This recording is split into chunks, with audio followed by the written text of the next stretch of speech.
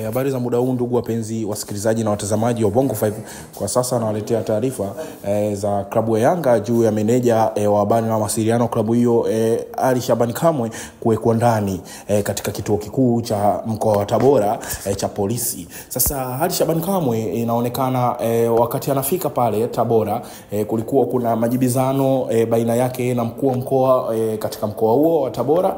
Sasa ilikuwa katika sehemu kama ya utani wa mpira mpaka ikapelekea msemaji wa Tabora akamwambia Ali Kamwe nampa masaa kadhaa kwa ajili ya kuomba msamaha. Sasa kutokana na vyanzo mbalimbali vya waandishi kama Juma Hayo kutoka Crown anadai kwamba baada ya mchezo wa jana tukumalizika Ali Kamwe alikamatwa na polisi na kuwekwa ndani. Maona na mpaka sasa tunapoongea anadai kwamba yupo ndani, labda kama atatoka leo. Sasa official Zungu alikuwa gani mtangazaji kutoka Wasafi, naye anadai kwamba afisa habari wa klabu ya Yanga Ali Kamwe alikamatwa na polisi baada ya mchezo wa Tabora dhidi ya Yanga majira saa 7:30 usiku. Ali Kamwe alipelekwa katika kituo cha polisi cha mkoa na amelala ndani hapo hadi sasa bado hajaachiwa.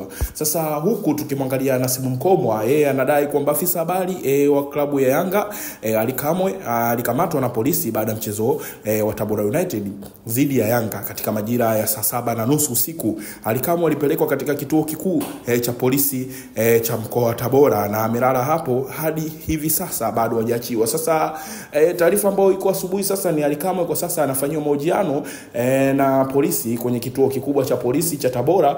Kosa ambalo alilifanya Ali Kamwe akamatwe ni kutoa lugha chafu kwa kiongozi wa mkoa huo.